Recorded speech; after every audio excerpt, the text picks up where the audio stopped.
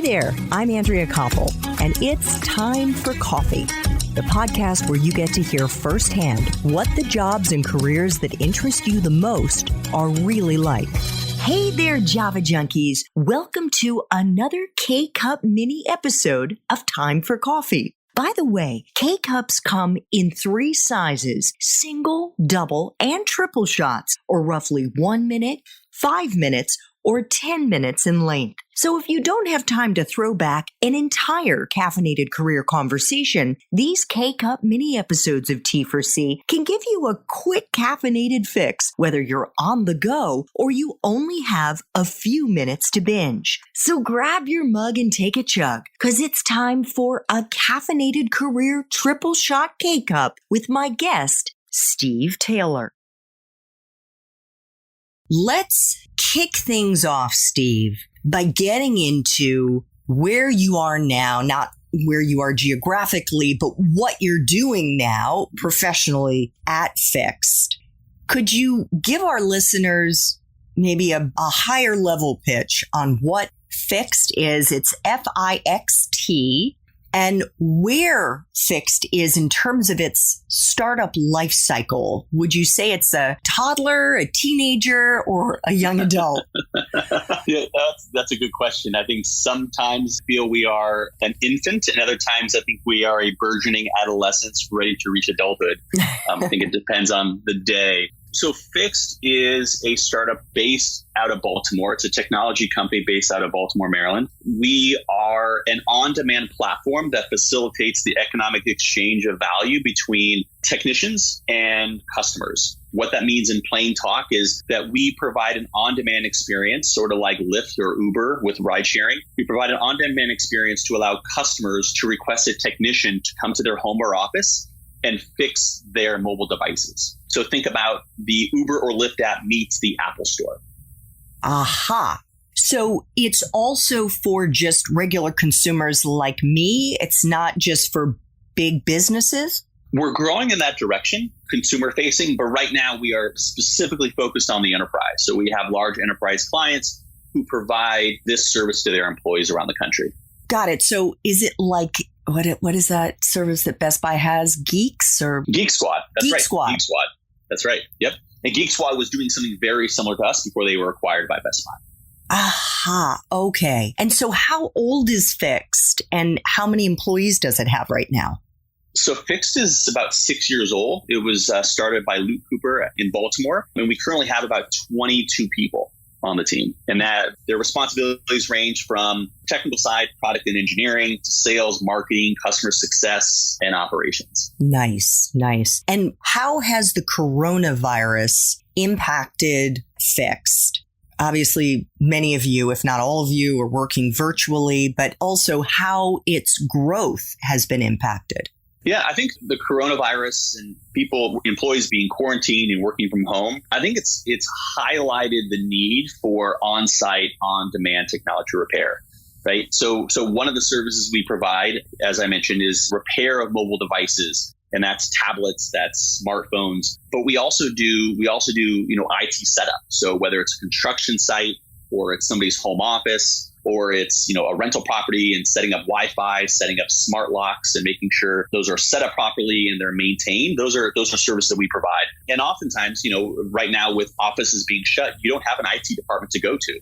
In many cities, you don't even have an Apple store to go to. So if you have an issue with your iPhone, you drop it on the floor, you have to send it in, you have to mail it in. And that isn't always a convenient experience, especially when your employer is expecting you to be online.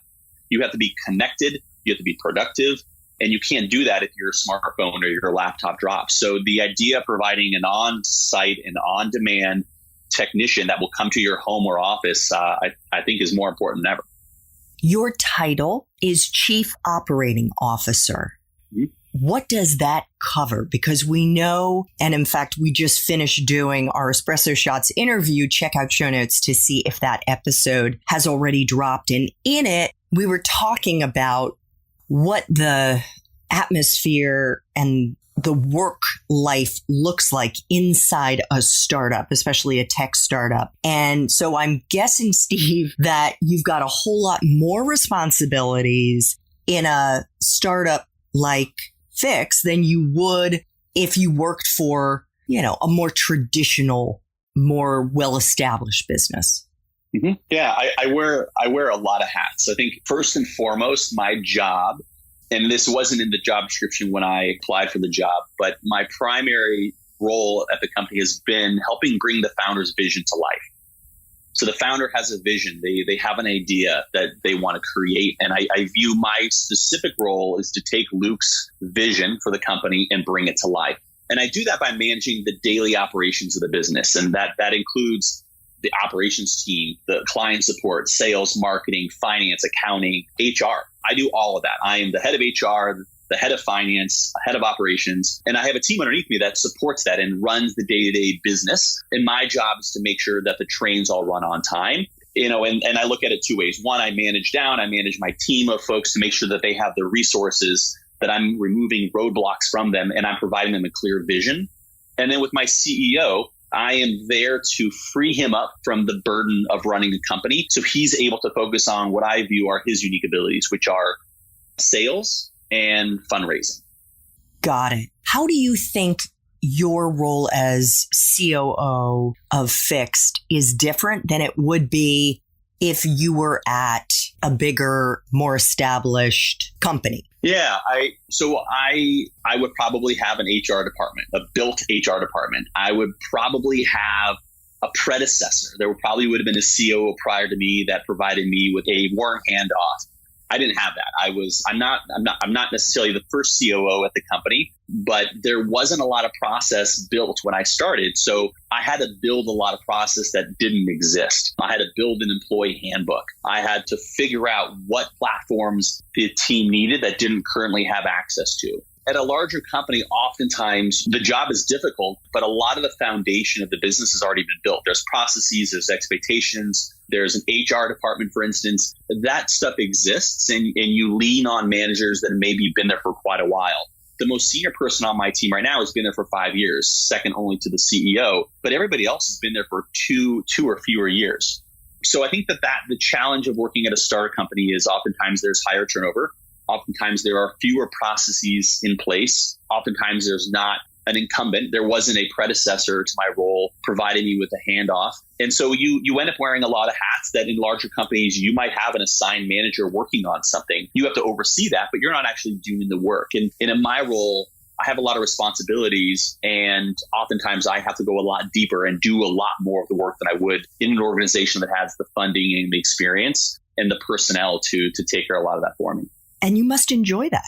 I love it. I found in my career from larger company, from the U.S. military to large consulting firms to now progressively smaller companies. And part of it, I view it as an education for me. When you're working for a big company, you don't get to appreciate the accounting side of the house, for instance, if you're not sitting in that department. And one thing that I have learned in this role is the importance of cash flow, the importance of accounts payable, accounts receivable. I'm getting a true education in a part of the business that not only did I not appreciate, but I never really, or not only did I just didn't appreciate it because I didn't know how hard it was. And so I find that while I don't enjoy working 24 hours a day, I enjoy the fact that I'm really getting my hands dirty. I'm really getting involved in every aspect of the business in a way that I never have before.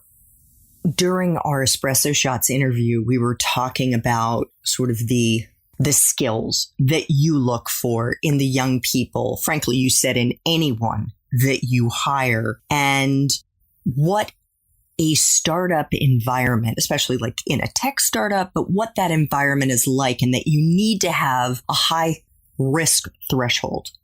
I'm just flashing back to when I started out in the nonprofit world, and my first job was working for the American Red Cross, which is super big, bureaucratic. The American Red Cross is part of a larger federation of like 180 national societies, very risk averse. And I realized, kind of like Goldilocks and the Three Bears with the bowls of porridge, that bowl was too hot. And then I moved to a smaller, still very large, but more nimble, not part of a federation nonprofit called Mercy Corps. And one of the things that I loved about it is that it wasn't bureaucratic. It was very into innovation and into trying new things and being more risky in the types of programming it does. And I don't mean the risk was at the same level of the risk that you're involved in, but there still was risk in the kinds of ideas that we were going after. And I think that's really fun if you have that kind of personality, right? That's right. Yeah. I mean, I enjoy operating where there are no rules, right? Where you're literally inventing an industry, or you're creating a business and you're responsible for creating structure and building organization. And I think that there's you mentioned the word bureaucracy. It's interesting. I think that there's a healthy tension that exists in a startup when you are enjoying the chaos and comfortable in the uncertainty and the ambiguity, but striving for consistency and discipline. And the opposite end of that is bureaucracy, where there's so much red tape, there's so much process, it takes forever to get things done. People are very risk averse, and everything has to have a very specific ROI with a low chance of failure. And in a startup, you have to weigh that.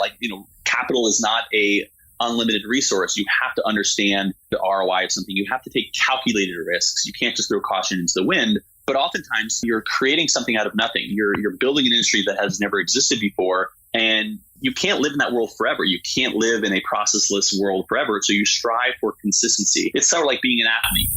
When you're learning to swing a baseball bat, you can't just willy-nilly just figure it out along the way. You have to build a consistent swing, and you have to figure out how to build in as much consistency into your process as possible to increase the likelihood of success every time you step up to the plate. And the same thing is true with a startup. And I think that part of being part of a startup is you have to enjoy the process of figuring out what your process is as a company. And that's what I enjoy most about my role, is working with people who also enjoy that, who enjoy the ambiguity. They're comfortable with making mistakes, but they're striving for more discipline, more process. And by the way, there's also a point where you reach a certain level of process and consistency and predictability where it becomes boring for certain people. And then that's when people leave a company and they go join another startup because they want to build it from scratch. And there are certain people that are very, very comfortable working for companies that are no longer startups, but are graduating towards that more mature model. And that's when you see an interesting turnover, right? You see layering of individuals, and people who are more comfortable in the ambiguity of startup leave, and more senior people come in that are more comfortable with process. But I think understanding where you are in that life cycle and understanding what personally you feel most comfortable with is really important as you think about your first job out of university or your second job out of university or where you are mid-career.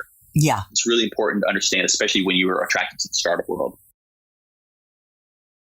Thanks for tuning in to this K-Cup mini episode of Time for Coffee. If you want to listen to our entire caffeinated career conversation, please check out the show notes for this episode. Thanks so much for listening to Time for Coffee, where the professionals in the jobs that most interest you always have time to grab coffee, 24/7, no matter where you live. I have one quick favor to ask you. Remember to rate, review, and subscribe to Time for Coffee. Thanks so much.